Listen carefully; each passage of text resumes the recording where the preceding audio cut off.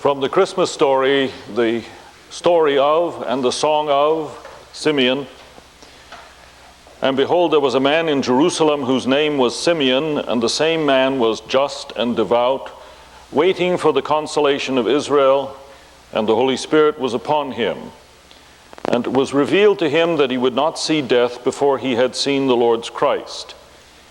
And he came by the Spirit into the temple, and when the parents brought in the child Jesus to do for him after the custom of the law, then Simeon took him up in his arms and blessed God, and said, Lord, now lettest thou thy servant depart in peace according to thy word. For mine eyes have seen thy salvation, which thou hast prepared before the face of all people, a light to lighten the Gentiles, and the glory of thy people Israel. Let us bow for a moment. In the midst of the joyous activities and the comings together of this season, grant us now a space apart, some quiet, and openness to the Word, which is our life. Amen. We're about to enter what I think is one of the strangest moments in the year. Tomorrow the Christmas glow will rapidly begin to fade. At least our house, the decorations will already be coming down. Yet the mixed, if intense, feelings that we associate with a New Year's celebration will not yet have arrived. The fateful sense of time passing, the stirring of resolves to do it better in 95. It's kind of an in-between time. At least that's the way I experience it, so I thought we might reflect on it a little bit this morning. Today's events are already set, so at least I've been told. Tomorrow's holiday will be quiet, and then the work of this week will go on, but hardly with the same pace and vigor of a normal week in the year. So perhaps we can use the days for preparation for another year. Clearly, the coming of a new year is a pretty bleak and barren event unless we can bring to it something that enables us to see it as more than just more time passing, unless we can help it be the occasion for stirrings within of new courage and hope toward life, unless we can bring to it, in other words, the real meaning of Christmas, of this day. Perhaps it's fortuitous that they come so close together, for I think one can save the other from binge and despair. Is not a major problem we have with the future our fear of it? Is there anything that stirs more foreboding than tomorrow? The past is all wrapped up and done with.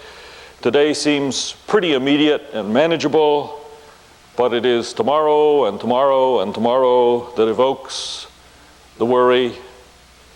Basil King once wrote these words, I think, of universal application. When I say that during most of my conscious life I've been dogged by one fear or another, I take it for granted that I'm expressing the case of the majority of human beings.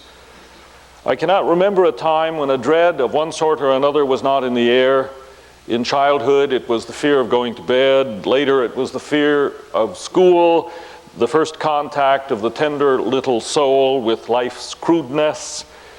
Later still, there was the experience of waking up in the morning with a feeling of dismay at what I had to face that day. Fear dogs one of us in one way and another in another way, but everyone in some way.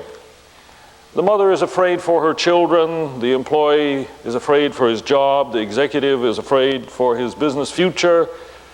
There's not a home or office or school or church in which some hangdog apprehension is not eating at the hearts of men and women and children who go in and out.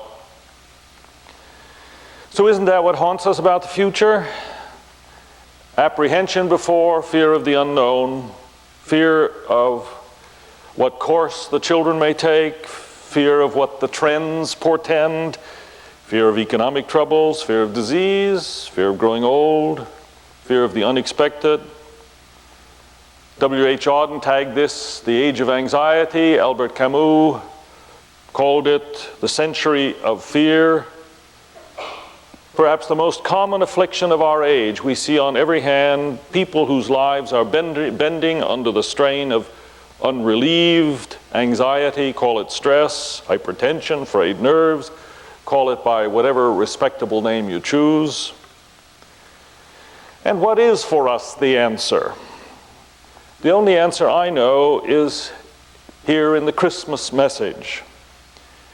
In the Song of Simeon, for example, we must remember that in these old stories we're not dealing with reportage but with poetry and, if you will, high theology.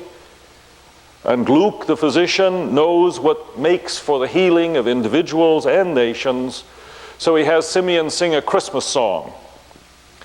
A song about God, about hope in God. For my eyes have seen thy salvation. But even as I read those words, I wonder if we, with our rather jaded and even a bit secularized mind, are truly able to take them as seriously as we ought, as seriously as the economic forecasters, the Washington pundits on the tube, the troubles in Bosnia or in our neighborhood. Hope in God. That's what the Christmas story tries to bring us. But what is that all about? Well, for one thing, it's not pious bromide. It's not escape from reality in some warm, cozy, and momentary feeling that ignores tomorrow. A couple of Christmases ago, somebody gave me a book entitled The Wisdom of Charlie Brown. What else? In a brief chapter entitled On Problem Solving, Linus says to Charlie Brown, "Look, Charlie Brown, you have fears, you have frustrations. Am I right? Of course I'm right. So what you need is a blanket like this to soak up those fears and frustrations." And Charlie responds, "I don't know. I think most of my problems are too complicated to be solved by a spiritual blotter." Well, hope in God is far more than a spiritual blotter. Nor is it simple optimism, a selective reading of the scene which sees the half-full glass rather than the half-empty. Now, of course, I prefer optimism to pessimism any day. It's a healthier mood with which to face the day, but that's also the trouble with it. It is a mood, and moods come and go, don't they? And it tends to be tied to the positive side of things. An optimist, someone has said, is a cheerful guy who's blissfully unaware of what is going to happen to him. So it loses its power, optimism does, when the glass is totally empty. When there no longer seems to be anything in front of our eyes very positive at all. What then does hope in God mean? It means the conviction behind the Christmas message, the conviction that God is at work in the human story, and therefore the future is full of possibilities that we can't even begin to read from the facts of today. Tomorrow will be different and more than the realities of the moment. Look at that first century scene. Did any of the academicians or politicians or historians or talk show hosts even begin to anticipate what was going to happen in the birth of an obscure child in a peasant village tucked away in the corner of the empire? I think Harry Emerson Posdick put it well. When Jesus was born in Bethlehem, what were the decisive elements in the world's life? Surely Tiberius on his throne, the Roman Empire's vast extent and power, and Caesar's legions tramping every road. And any realistic mind would have pointed to such potent factors as the determining elements in humankind's life and future.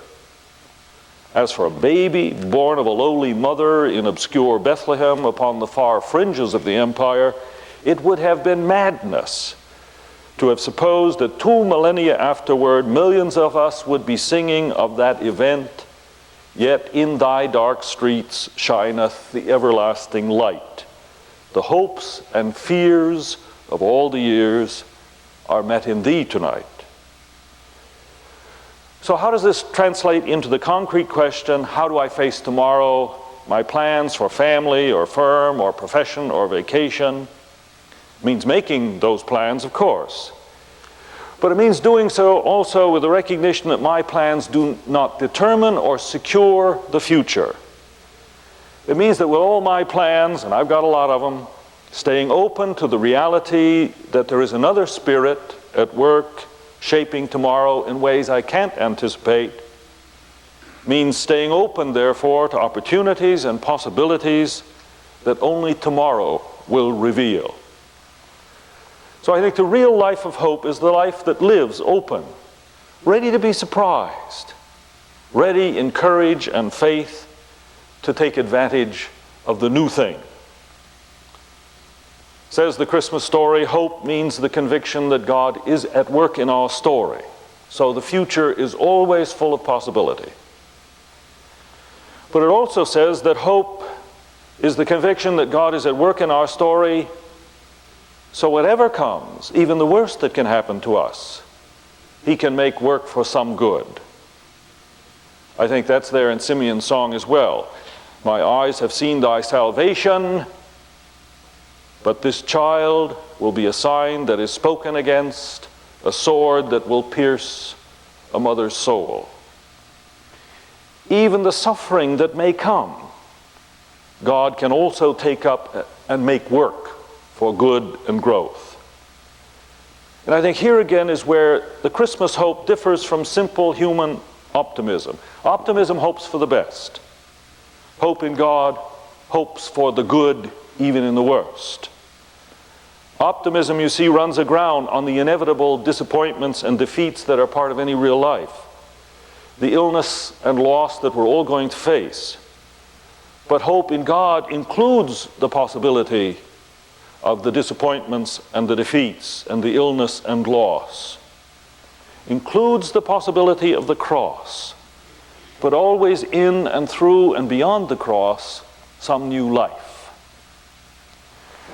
An elderly member of St. Andrew's in London, now in his late 80s, tells what it was like for him as a young man during the nightly bombing raids of World War II. Especially, he remembers the night that was the worst of it all for him. He says that he stood in St. Andrew's churchyard looking over the city of London. He could see the whole central area going up in flames. The sky was filled with black smoke as far as he could see. The old man says he stood there with tears in his eyes because it seemed that everything was lost. The war, England, all the values of human civilization going down. I found myself asking again and again, is there any hope? I found myself, in fact, crying like a baby. But then there was a sudden gust of wind, just for a moment, and it blew the smoke away just long enough for me to see the cross high atop the dome of St. Paul's Cathedral. And the instant I saw it, I felt a surge of hope within me. And I stopped crying, for I knew once again that there is a power greater than all the powers of evil in this world, in my life, a power that would see us through our crosses and that would live on. You see, Christian hope holds up, I think, because it includes the crosses of life and enables us to believe that even there, in His and therefore in ours, there is some powerful good at work. We're celebrating, some of us are, Robert Louis Stevenson's 100th anniversary, that is, of his death. Marvelous man. In the midst of his tubercular misery, he could say, I still hope, I still believe, I still see the good in the inch and cling to it. He wrote, to go on forever and fail and go on again and be mauled to earth and arise, content for the shade of a word and a thing not seen with the eyes, with a half of a broken hope for my pillow at night, that somehow the right is in the night. And finally, I think hope means the conviction that God is at work in our story, and therefore not even death can defeat His future for us. Lord, now lettest thou thy servant depart in peace. Because for me at least, it finally comes down to this. Behind all our other fears for tomorrow, there lurks this final fear, and unless we can face it and find a faith and the hope stronger than even this eventuality, all our days will be infected with fear, burdened with anxiety. Who knows if we will all be here a year from now?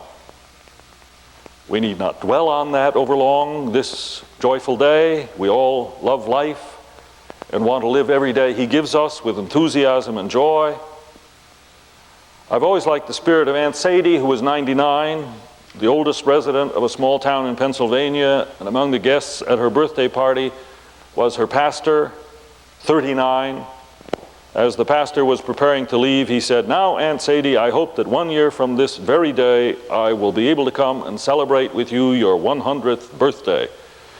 And Aunt Sadie looked him over for a moment, and then she said, "I don't see why not. You look fairly healthy to me."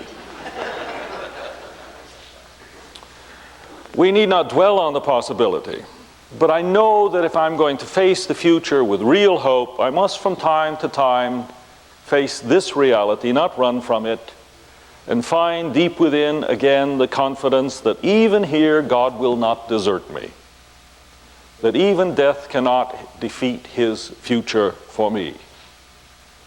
We need to remember that the birth we celebrate this day is not about sugar plum fairies.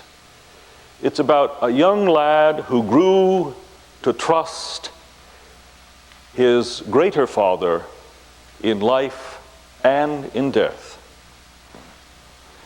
Let me close with some favorite words of mine written by a professor of psychology over in my home state of Michigan, which of course adds authenticity to them.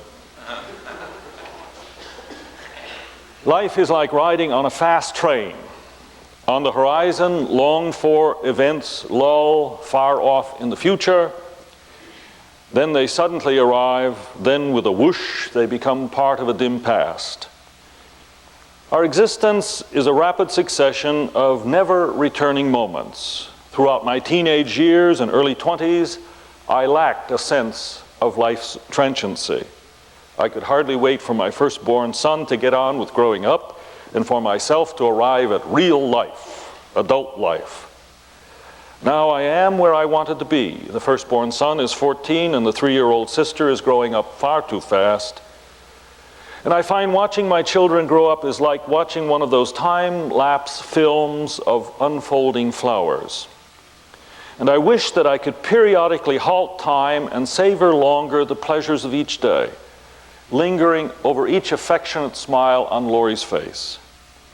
But it is as futile as my trying to stop that racing train. Several friends have recently died. My parents are growing older, and precious memories from my past are slipping away. Another of time's eye blinks, and Lori will be old enough to read these words, if not yet old enough to grasp the poignancy of the life cycle. Here in Michigan, it is winter, and in our house we turn the heat down at night, prompting my wife, Carol, and me to sleep snuggled under the covers like a pair of gerbils. And the secure affection of this intimate relationship provides delicious moments. But the deeper the feeling, the sadder the realization that we are growing older, and there will come a day when one of us will sleep alone. In pondering these somewhat troubling thoughts, I am driven back to the conviction that there is a loving God behind it all. Having reached the halfway point in my life expectancy, I am increasingly driven to see life in an eternal perspective and to find reassurance in a being whose love and power is my only enduring hope in the face of my frailty. Because of His promise, I can hope for grace both now and in the eternal future, because in Him there is always a tomorrow. In Him there is always a tomorrow. Lord, now lettest Thou Thy servant depart in peace. Merry Christmas and a new year blessed by Him.